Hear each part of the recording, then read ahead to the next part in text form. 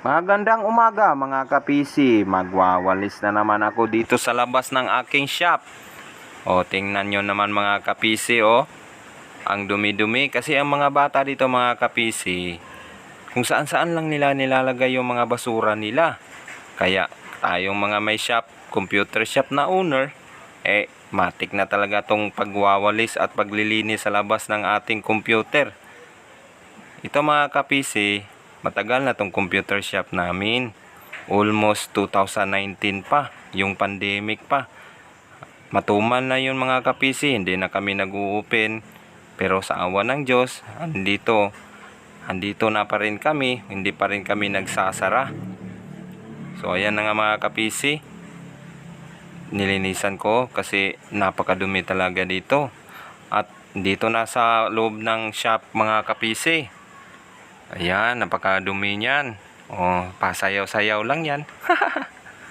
At ito rin mga upuan mga ka-PC, gawa yan sa kawayan. Ginawa yan ng lolo ko kasi para makasib lang sa pang-upuan. Marami kasi mga kawayan dito, tawag sa amin yan mga ka-PC. So ayan na nga, yung mga computer, gumagana yan. Pero sabi ni mama, yung sa kanya raw, hindi yan daw nag-display. Kaya hinulugan ko muna yung sa akin, baka hindi rin mag-display.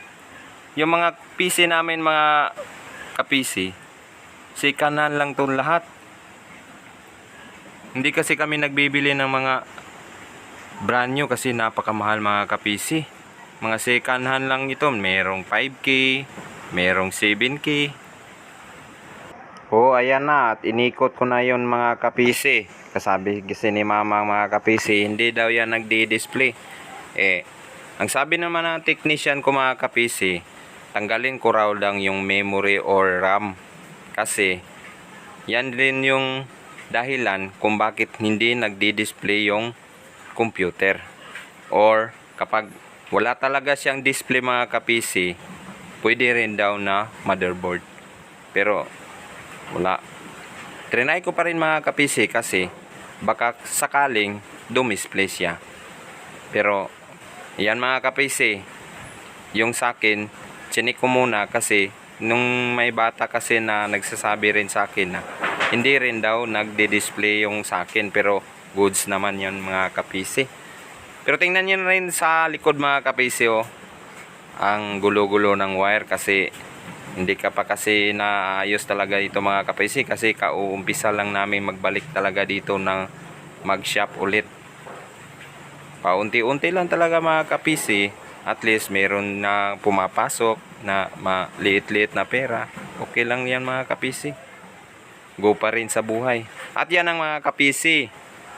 Ayan, inayos ko na ulit at chinek ko kung may display talaga, pero wala talaga siya mga ka-PC. At sinabihan ko na lang si mama na i-check na ng technician niya kasi meron din naman siyang technician. Pag mga maliliit lang na mga sira mga ka-PC, pwede rin akong mag-ayos, pero kapag part na sa computer, wala na mga ka-PC, hindi ko na talaga kaya. Kaya pumupunta na ako sa aking technician. Meron kasi akong technician mga ka-PC na pinupuntahan ko talaga kapag nag-aayos na ng CPU or yung part na sa computer mga ka-PC. So ayan na, inayos ko na kasi kapag may mga bata na lumalaro na mamaya, tuloy-tuloy na ang laro nila. So ayan na nga mga ka-PC, na-check ko na yung sa akin, okay naman ang sa akin. Kay mama, sira talaga yung isa niya mga ka-PC. Kasi dito kasi sa computer shop namin, dito lang yan gilid sa bahay. Dala-dalawa kami nito. Pero meron rin ako mga personal computer at si mama, doon din sa kanya sa ibang lugar. Kasi yung mga PC namin, nilalagay namin sa iba-ibang lugar kasi dito sa probinsya mga ka-PC, maliit lang talaga ang tsansa na pag nilagay mo sa isang lugar, marami ang maglalaro. So ayun na nga mga ka-PC, kumuha ako ng isang pirasong tsinelas na hindi na nagagamit. At pagkatapos sinati ko siya sa 3. Kasi ilalagay ko yan mga tsinelas niya yan mga ka-PC. Lalagyan ko yan ng lansang yan dito sa probinsya, tawag sa amin mga ka-PC.